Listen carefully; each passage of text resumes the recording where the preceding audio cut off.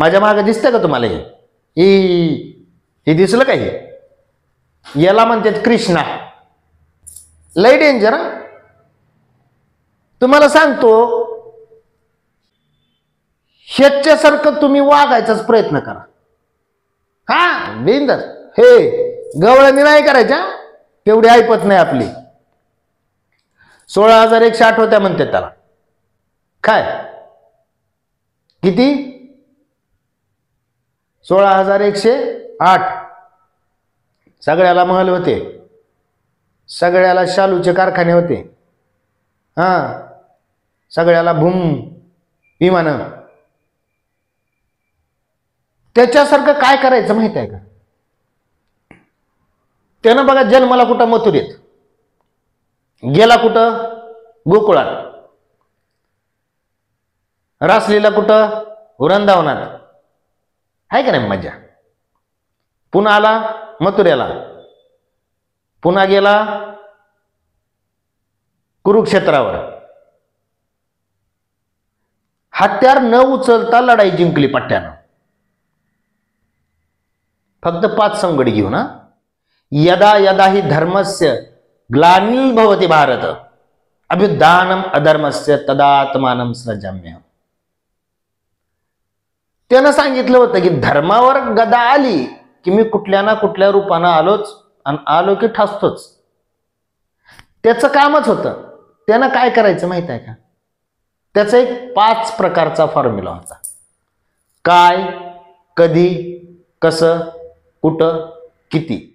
जिंकायचं म्हणलं का त्याचा फॉर्म्युला वापरायचा. एखाद्याला बोलायचंय, काय बोलायचंय, कधी बोलायचंय, कुठं बोलायचंय, किती बोलायचंय, कसं बोलायचं, काय मागायचंय, किती मागायचंय, कसं मागायचंय, कुणाला मागायचंय, कधी मागायचंय.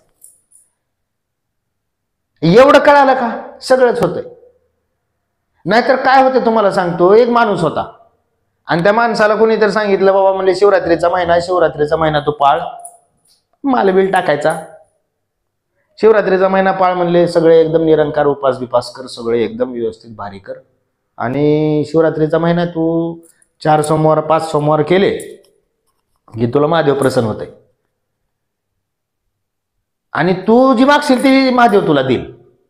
आता पट्ट्या निघाला बाबा, मस्तपैकी सगळं काय असते ती सगळं ज्याव सगळं जिकडे तिकडे करून टाकलं. श्रावण महिना सुरू झाला. पट्ट्यानं महिनाभर कडक उपास केला. महादेव प्रसन्न झाला, आणि महादेव प्रसन्न झाला, विचारलं बोल बाबा तुला काय पाहिजे. ह्यानं लगेच म्हणलं चुना दे ना यार. म्हणला महिनाभर झालं तथाच तू आता बस आयुष्यभर चुना लागली. त्याला जर कळालं असतं काय मागावं, तर त्यानं एखादं साम्राज्य मागितलं असतं, एखादा कारखाना मागितला असता. पण त्याला कळालंच नाही ना. मग हे कळणं गरजेचं आहे. तुम्हाला सांगतो, एवढं जर कळालं ना तर जगातली कुठली शक्ती तुम्हाला हरवू शकत नाही. एखाद्याला IAS व्हायचंय, कुणाचा बाप तुम्हाला थांबवू शकत नाही. एखाद्याला डॉक्टर व्हायचंय, कुणाचा बाप तुम्हाला थांबवू शकत नाही. एखाद्याला कलेक्टर व्हायचंय, कुणाचा बाप तुम्हाला थांबवू शकत नाही. एखाद्याला पायलट व्हायचंय, एखाद्याला मिलिटरीत जायचंय, एखाद्याला उद्योगपती व्हायचंय, एखाद्याला राजकीय नेता व्हायचंय, एखाद्याला आमकं व्हायचंय. काहीही व्हावो, तुम्हाला कुणीच अडविणार नाही. फक्त तुम्ही K5. तुम्हाला फुकटचा कान मंत्र सांगतो, K5. काय, कधी, कुठं, किती आणि कुणाला. संपला विषय. एवढंच तुम्हाला सांगायचं होतं, आणि तेवढं सांगण्यासाठी सगळं आटापिटा. आणि एक गोष्ट ध्यानात ठेवायची, काय, लोकांसाठी आपण बदलायचं नाही. जर लोकांसाठी आपण बदललो तर आपण पुढे जाणार नाही, आपण लोकांच्याच मागे राहणार.